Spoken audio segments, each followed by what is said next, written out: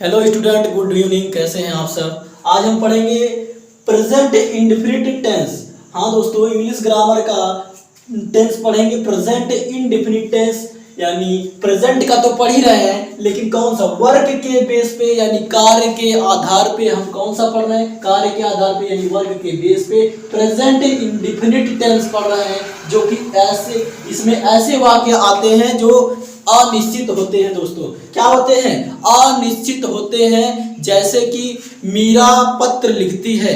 मीरा पत्र लिखती है, लेकिन कब लिखती है इसमें हमको पता नहीं चल पा रहा है कि मीरा कौन से समय में पत्र को लिखती है, यानी अनिश्चित है।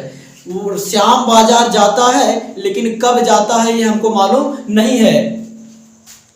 श्याम बाजार जाता है, कब जाता है ये मालूम हमको नहीं है। हम विद्यालय जाते हैं, मोहन गीत गाता है, लेकिन कब गाता है ये मालूम नहीं, यानी समय अनिश्चित है। दोस्तों टाइम क्या है? अनिश्चित है। और प्रेजेंट इंडेफिनिट जो टेंस है वो वाक्य के आधार पे इसको तीन रूपों में बोला जा सकता है। तीन रूपों में इसको बोला जा सकता है। प्रेजेंट इंडेफिनिट को तीन रूपों में बोला जा सकता है। वाक्य के आधार पे इसको तीन रूपों में बांटते हैं। यानी प्रेजेंट इंडेफिनिट जो है, पहला जो होगा सेंटेंस हमारा अफर्मेटिव होगा। क्या होगा दोस्तों? अफर्मेटिव। यहाँ प्रेजेंट इंडेफिनिट पढ़ रहे हैं। प्रेजेंट इंडेफिनिट का जो सेंटेंस है अफर्मेटिव सेंटेंस पढ़ रहे हैं। Affirmative sentence, affirmative affirmative sentence पढ़ रहे हैं। अफर्मेटिव सेंटेंस, अफर्मेटिव सेंटेंस को सकारात्मक वाक्य कहते हैं। दोस्तों इसको क्या कहते हैं?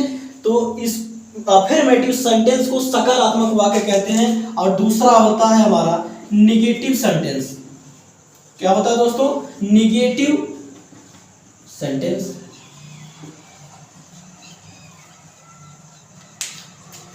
पहला हमारा है अफर्मेटिव सेंटेंस, अफर्मेटिव सेंटेंस यानी सकारात्मक वाक्य। दूसरा है निगेटिव सेंटेंस यानी नकारात्मक वाक्य। जैसे हम बात में बोलते हैं कि मोहन गीत गाता है।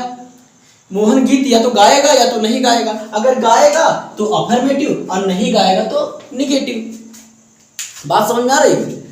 अफर्मेटिव सेंटेंस जैसे मीरा पत्र लिखती है। मीरा पत्र लिखती है, ता है, ती है, आना, यानी इंडेफिनिट तो है, लेकिन इंडेफिनिट सेंटेंस है। मीरा पत्र लिखती है, या तो हाँ में, इसमें कहीं नहीं शब्द ना ही आया है, यानी नहीं आया है। अफर्मेटिव सेंटेंस है ये। कौन सा दोस्तों? अफर्मेटिव सेंटेंस है। अगर मीरा पत्र नहीं लिखती है, ता है, ती है, आना, तो ये इंडेफिनिट तो है, लेकिन नहीं लिखती, हमने बोला नहीं लिखती है, यानी निगेटिव सेंटेंस है। दोस्तों कौन सा सेंटेंस? निगेटिव सेंटेंस यानी नकारात्मक वाक्य है। श्याम बाजार नहीं जाता है, तो बताइए कौन सा होगा? Negative sentence. श्याम बाजार जाता है तो अफर्मेटिव सेंटेंस। मोहन पत्र लिखता है तो क्या हो जाएगा दोस्तों? Affirmative sentence. मोहन पत्र नहीं लिखता है तो निगेटिव सेंटेंस। और तीसरा होता है हमारा इंट्रोगेटिव सेंटेंस। क्या होता है दोस्तों?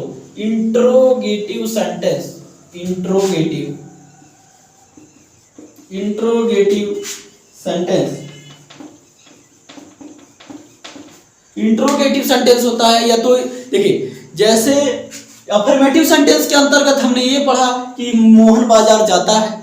मोहन बाजार जाता है, या तो जाएगा तो अफर्मेटिव और नहीं जाएगा तो निगेटिव।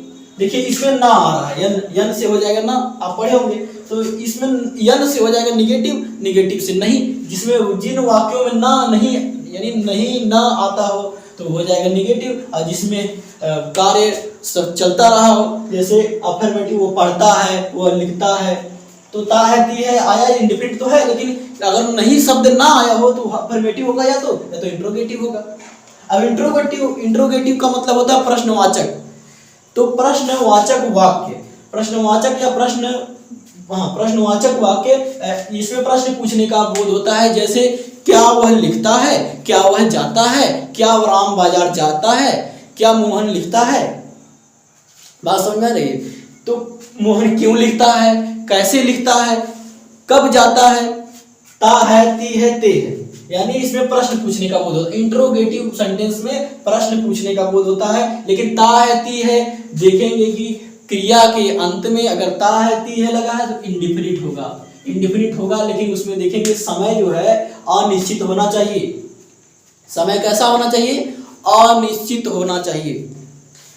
और जैसे हम व्हाइट बोर्ड पे लिखते हैं, तो ये लिखते हैं, इसमें नहीं आया है। नहीं क्या आया है? नहीं आया है। इसका मतलब इसमें हाँ में बोध हो रहा है, यानी अफर्मेटिव होगा।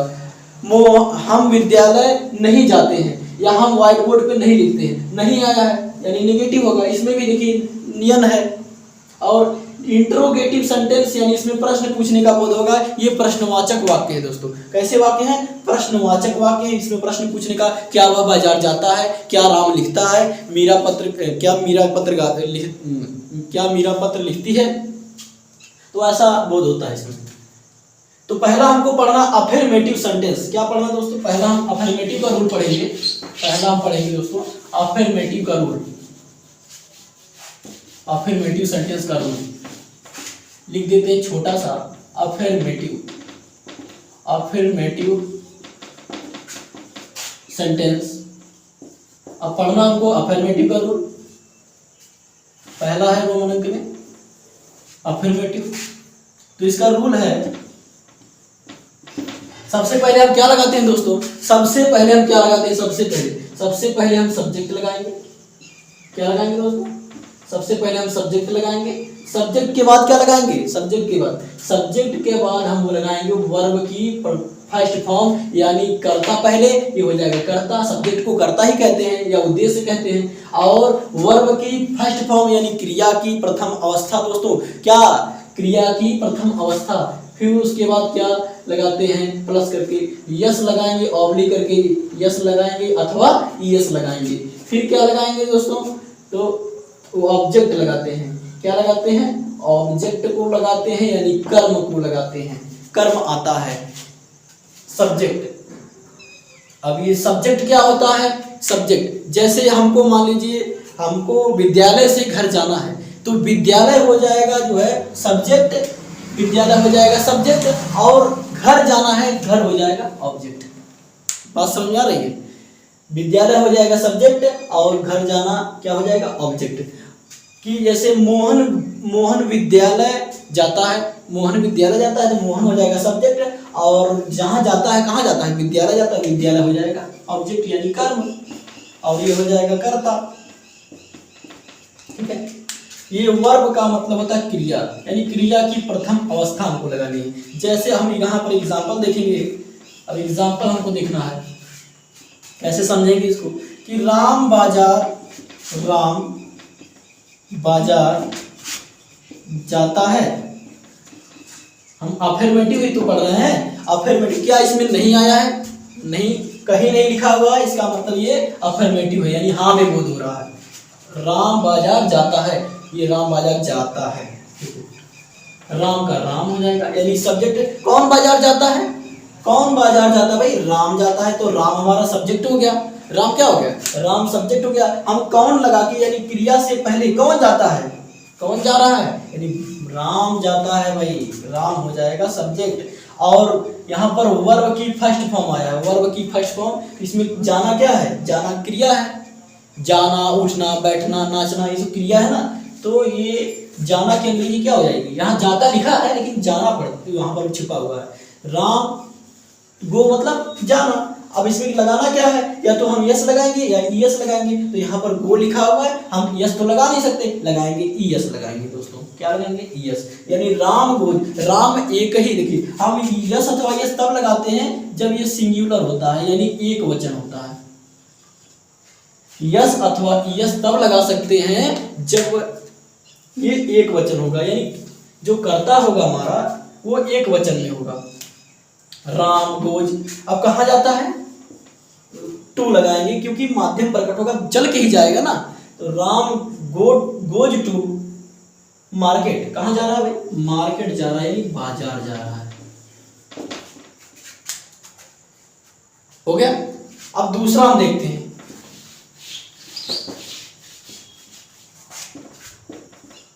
दूसरा देखते हैं, मीरा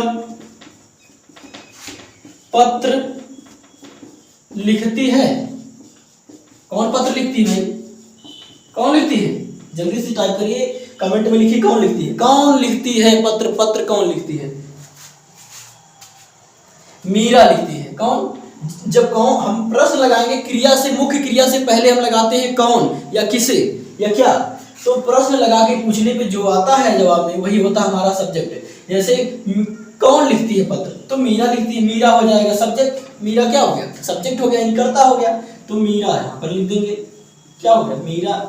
और उसके बाद मीरा, और उसके बाद वर्ब की फर्स्ट फॉर्म, यानी लिखना तो क्रिया है, यानी लिखती लिखा है लेकिन यहाँ पर लिखना छुपा हुआ है, लिखने का बोध हो रहा है, तो लिखने का अंग्रेजी क्या होता है? Right, right, WRITE, right. अब देखिए, और इसमें लगा क्या सकते हैं, देखिए मीरा क्या एक ही स्त्री की है कि अनेक स्त्रियां हैं? मीरा एक ही स्त्री का बोध हो रहा है, एक ही, तो यहाँ हो जाएगा सिंगुलर है यानी एक वचन है। क्या लगेगा? यस लगाइए या यस लगाइए, क्या लगाएंगे? ई तो पहले से लगा है, यस लगाना है, ये मीरा राइट्स हो जाएगा। अब राइट्स यानी मीरा लिखती है, लेकिन क्या लिखती है भाई, क्या लिखती है जल्दी बताइए, क्या लिखती है? पत्र लिखती है। मीरा राइट्स अ लेटर, यानी पत्रों को नहीं लिखती है, पत्र को लिखती है, ये लेटर हो जाएगा, ये लेटर हो जाएगा, ठीक है, लेटर हो गया। Meera writes a letter.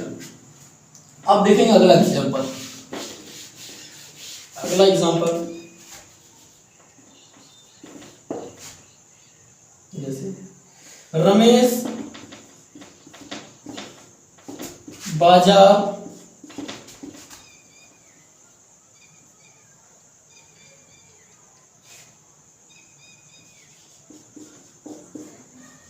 जाता है, रमेश बाजार जाता है, तो रमेश का अभी बताया हमने, राम वाला बताया था वैसा ही रहेगा।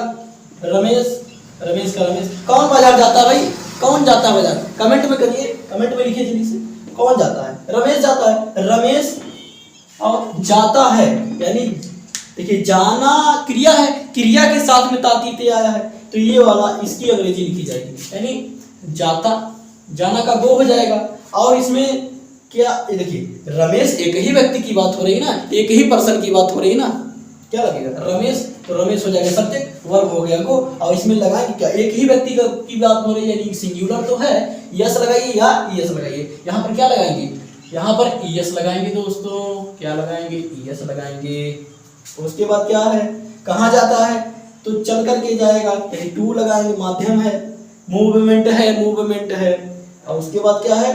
मार्केट जाता है, यानी बाजार जाता है, बाजार हो जाएगा मार्केट। अब हम एक